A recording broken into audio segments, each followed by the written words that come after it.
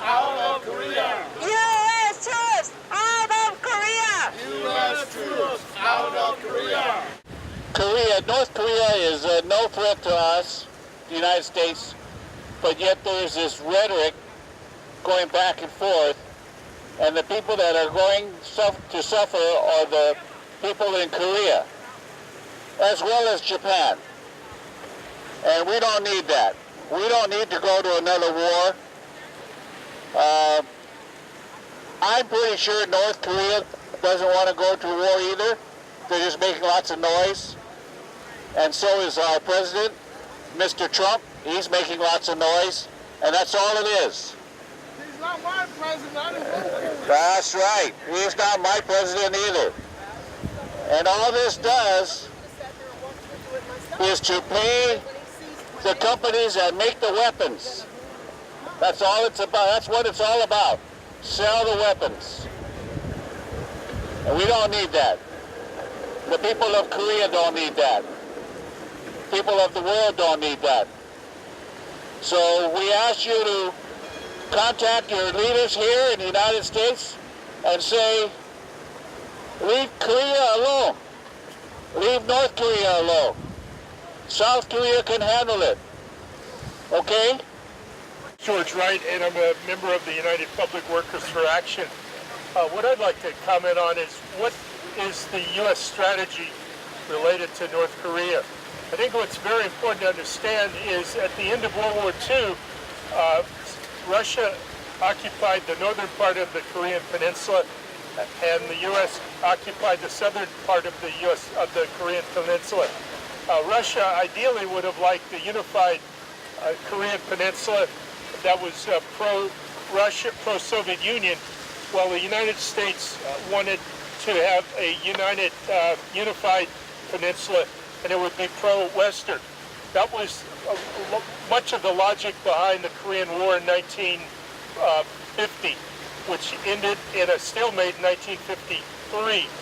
What is very important is there's never been a peace treaty to that war, and the United States has maintained a commitment to regime change in North Korea. The same agenda that the United States had immediately after World War II is the U.S. agenda today. What the United States has done is continued the militarization of South Korea. It has harassed and intimidated North Korea in a variety of ways, including war games held annually, simulating invasions, overthrows of the regime there as well. Since the end of the Cold War, the U.S. has assumed, thank you, the U.S. has assumed that it could achieve absolute global hegemony and use its military to achieve those ends.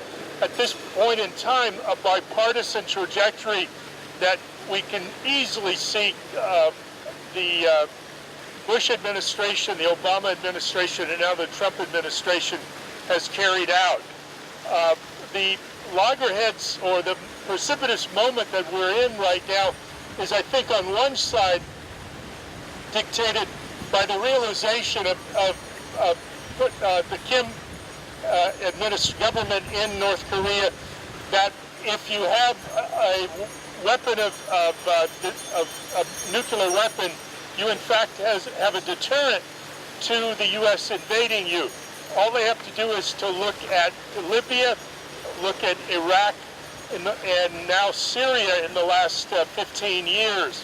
So the development of nuclear weapons and ballistic missiles, intercontinental missiles, etc., is really aimed to be a deterrent from the U.S. attacking it, as well as a bargaining chip. What North Korea would like to do is to have a peace settlement of that war in a joint declaration with South Korea, as well as the United States and the Soviet Union, and Russia, as well as China. The North Koreans would also like a promise from the United States that they will not attack and overthrow the government in North Korea. And thirdly, they would like to be able to eliminate the sanctions and open up North Korea to the international community. The United States does not want to accept that agenda. it believes that it can carry out an intimidation to force the North Koreans to eliminate their deterrent. What I believe very strongly is North Korea will not do that, and the United States is now in a box. It either has to carry out some kind of military attack, or it has to accept the fact that North Korea has a deterrent.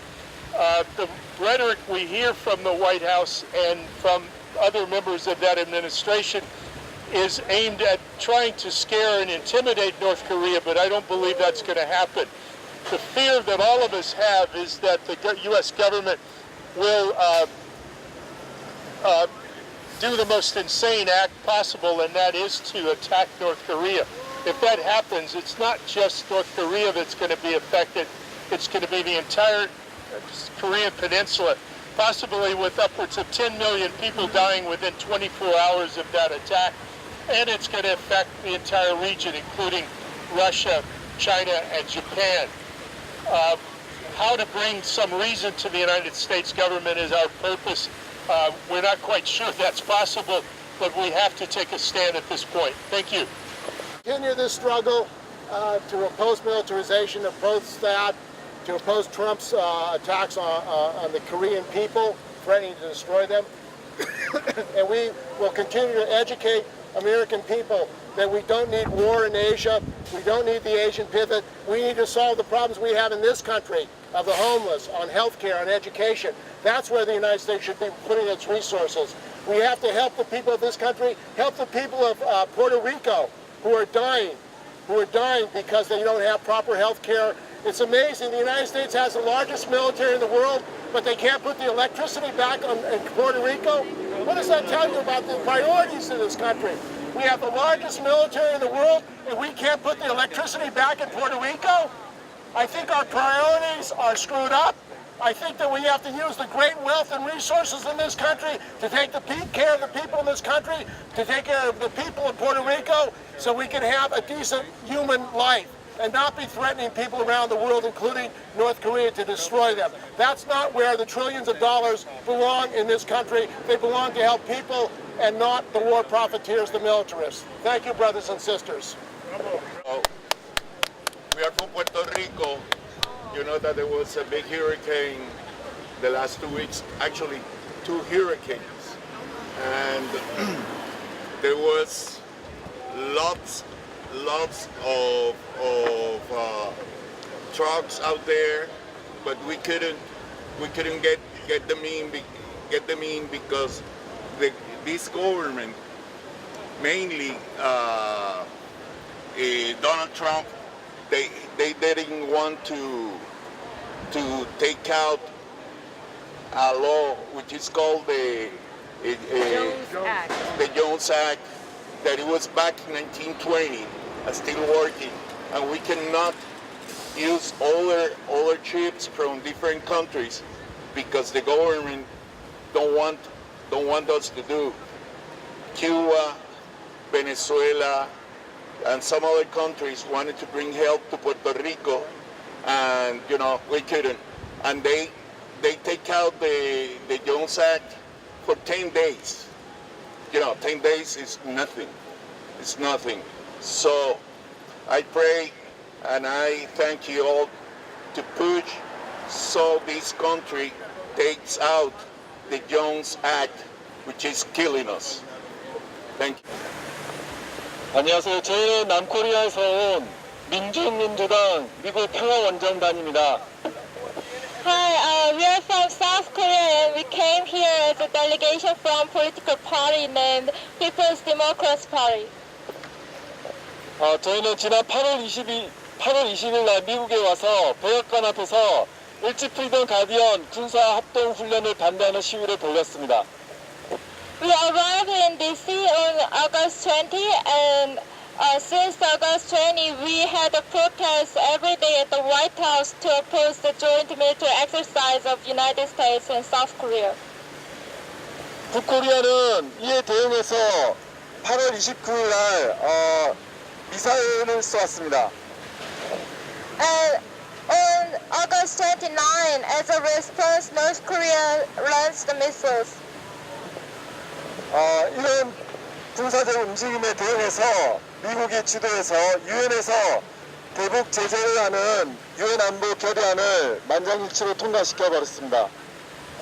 And then on September 11th, the UN Security Council they passed the sanctions against North Korea.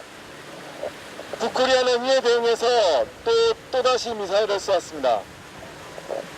And then as a response, the North Korea again launched missiles. 트럼프 대통령은 이에 대응해서 남코리아의 BMB 전투 폭격기와 그리고 제재안을 또다시 발의했습니다. And on September 21st, Trump said at the UN General Assembly he would totally destroy the North Korea, and he sent B-1B the bomber to the DMZ in South Korea. 그 유엔 총회에서 북코리아를 완전히 파괴시키겠다 이런 발언을 했습니다. 그리고 이런 과정에서 지금 북코리아와 미국의 전쟁 가능성이 점점 대두되고 있습니다. So now the war crisis is escalating in Korean Peninsula. 지금의 전쟁 위기는 단순히 코리아 반도만의 문제가 아니라 이곳 미국에서도 전쟁을 해야만 하는, 그리고 그 전쟁을 미국 국민들이 감수해야 되는 그런 상황에 처해 있습니다. This crisis is the crisis of not only of South Korea but also of American people all over the world. 트럼프의 이런 말도 안 되는 전쟁 시도에 대해서 많은 국민들이 그리고 전 세계 국민들이 반대해야 합니다. We, all the international people, must resist against the Trump's war making. 지금의 모든 국면을 전환시킬 수 있는 것은 미국과 북이 대화 협상을 통해서 평화협정을 맺는 그 길이 오로지 유일한 길입니다. The only way to change this situation is peace treaty of United States and North Korea. 전쟁을 반대하는 모든 미국 국민들과 그리고 남코리아 국민들 그리고 전 세계인들이 트럼프의 말도 안 되는 이런 전쟁 시도를 반대하고 평화적으로 문제를 해결할 수 있도록 함께 강력히 촉구하기를 희망합니다. With the international comrades and all the American people and all the people all over the world, we must resist against the war and we must oppose the sanctions against North Korea, and we urge the Trump government to sign a peace treaty. 감사합니다. Thank you. U.S. troops out of Korea. U.S. troops out of Korea. U.S. troops out of Korea. Welcome to the members of the People's Democratic Party expedition to the U.S. and best wishes for success on your speaking tour in the United States.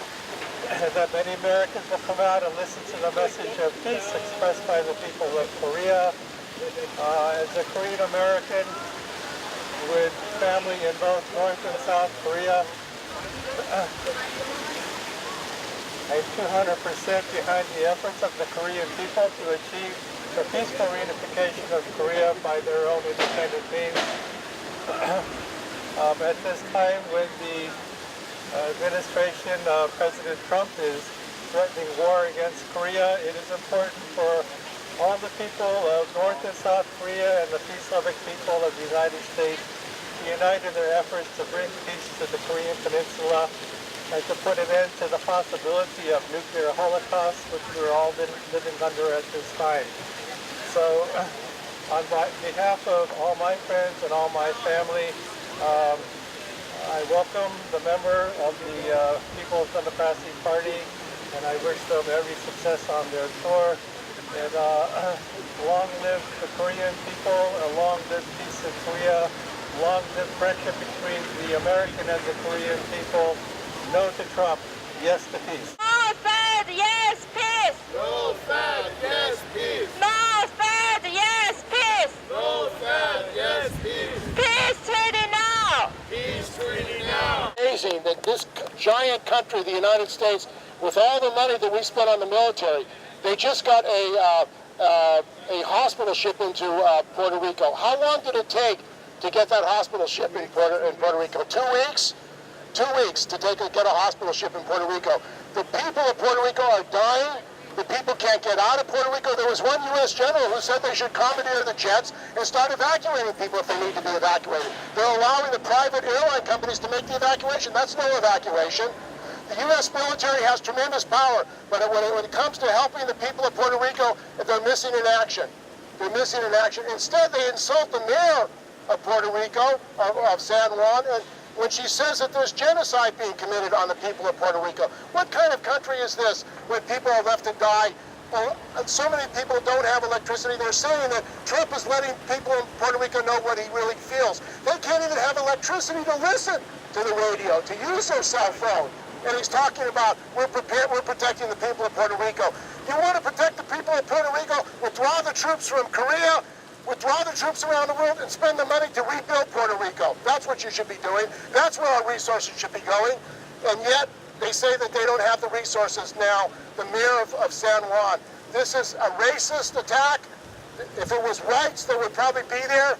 But since they're Latinos, since they're people from the Caribbean, they don't have the same rights as other people.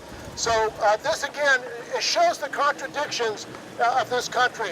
We're such a great country. We have so many military resources. We have so much wealth, but we can't help the people of Puerto Rico. At the same time, we're threatening to destroy the people of North Korea. What is going on in this world? What is really going on in this world? That is really the problem that we have in this country. We need to build solidarity with the people of Puerto Rico, with the people of Korea, and fight against militarization, fight to defend the comfort women, fight to defend the people of the world. Actually, the last week we had a hunger strike at the White House, and during our hunger strike, we saw the one woman who protested against the Trump administration to urge the relief of the Puerto Rico. So she was protesting against at the White House, and she stripped all her clothes, and she really, it's a problem of the survival. So she's really desperate for her family and her friends in Puerto Rico, and but the DC police, they violently arrested her, and no one was paying attention to her. So many Americans just was laughing at, and we were very shocked about that. So I think it is not the U.S. government is not the government of the American people. It is government of only few people, and the military complex, just war makers.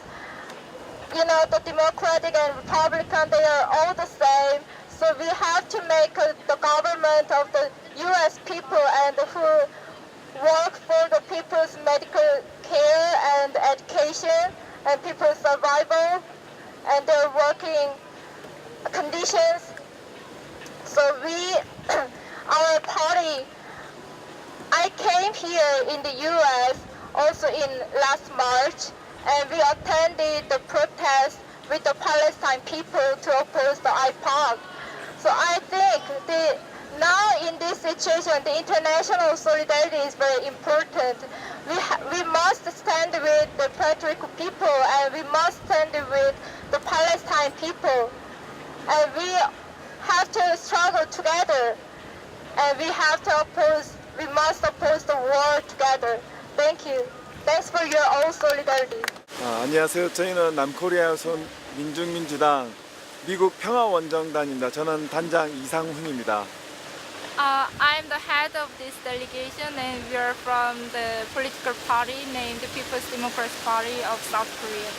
And what happened here? You were in prison for 2 years. Talk about the national security law and why you were in prison. Why they put you in prison? 왜 대체 감옥에 갔고 국가보안법에 대해 설명해 달래요. 그리고 2년 안에 감옥에서 어떤 일이 일어났는지. 저는 코리아 연대라는 단체의 공동 대표였고, 지금 탄핵된 박근혜 정부가 그 코리아 연대를 이적 단체로 만들었습니다. I was the co-representative of the organization named Korean Alliance for Independent Reunification and Democracy. And the former administration, President Park Geun-hye made a Korean Alliance as a pro-North Korea organization. 제가 한 것은 박근혜 정부를 반대하고 그리고 이런 것들을 많은 사람들이 공유하기 위해서 그 내부 다시요. 제가 한 것은 박근혜 정부를 반대하고 그것을 하기 위해서 출판물을 발간한 것뿐입니다. I did the movement for the reunification and democracy, and I was the publisher of the book, which contents are the anti-government things. And why is the Korean government installing the THAAD missiles now? Why are they doing that? Because Moon said he was against militarization. 왜냐면 문재인이 그렇게 군사화 막겠다고 했는데 왜 지금 사드를 남코리아에 배치했나요? 남코리아 문재인 정부는 촛불의 그런 기운을 얻고 지금 대통령이 당선됐지만 미국을 추종하는 그런 정책을 쓰고 있습니다. The Moon Jae-in he became a president with the candlelight rising, but you know he is also the puppet of the U.S. and his regime is pro-U.S. regime. 이것은 미국 정부가 남코리아 정부를 강력하게 통제하고 예속화시키고 있다는 증거입니다.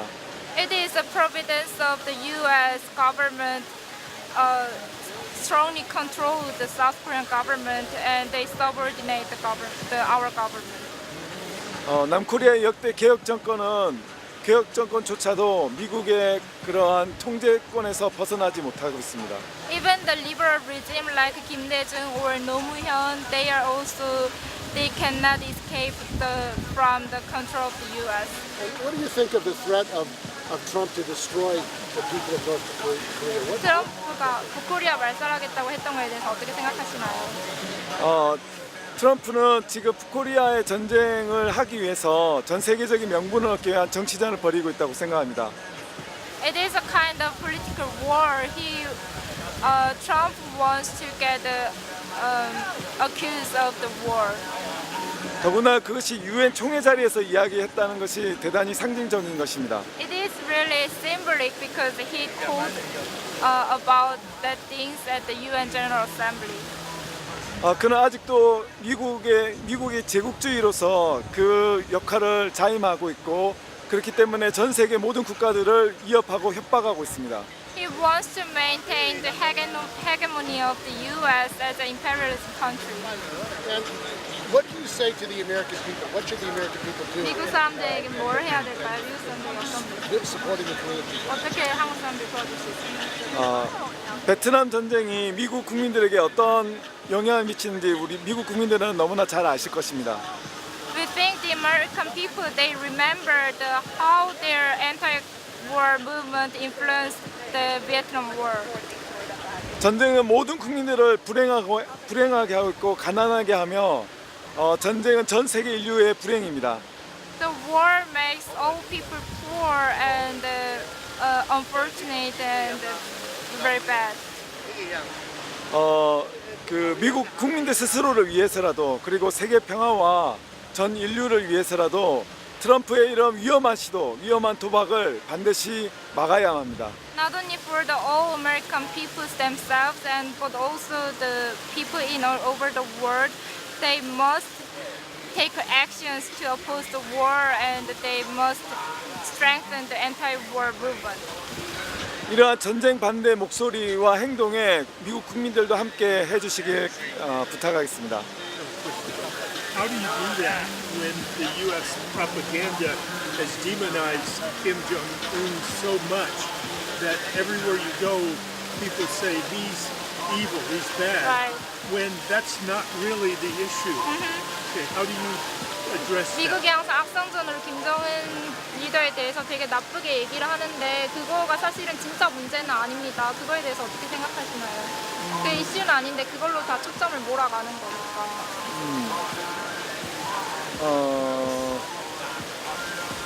항상 전 세계 독재자들 먼저. Can I answer?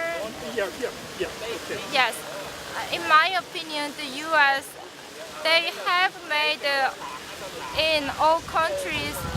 They have made dictators in all countries to invade the country, like Iraq or the Cuba, Venezuela.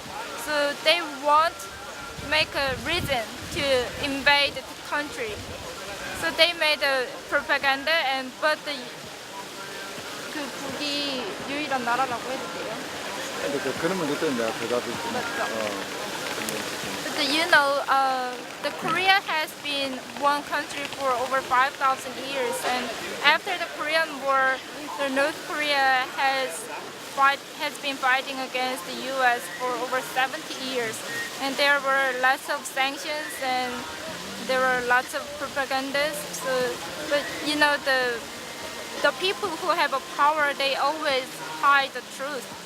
So we have to educate people and we have to let people know the truth. That's a talk about that.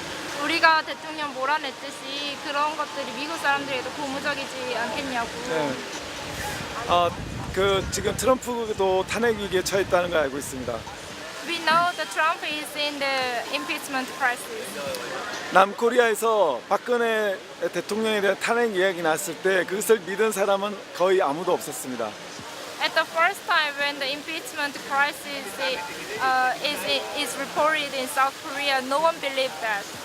하지만 그 창조적 소수의 사람들이 촛불을 들기 시작했고 그 진실은 반드시 승리한다는 믿음으로 다들 촛불을 들기 시작했습니다. But the creative minority, they at first came out the road and they have a candlelight and the protest, and then the lots of people followed them. 언론을 통해서 진실이 점점 더 밝혀졌고 그리고 그 진실의 힘이 1,700만 국민들을 촛불을 들게 만들었습니다. The truth will be come out someday. So we have to believe that, and the history proves that. So we have to continue this struggle. One more question. What do the average South Korean person feel about the U.S. stranglehold on their society vis-a-vis the North Korean crisis? What's the public opinion? 미국은 정치적으로, 군사적으로, 그리고 경제적으로 남코리아, 문화적으로 남코리아를 완전히 통제하고 지배하고 있습니다.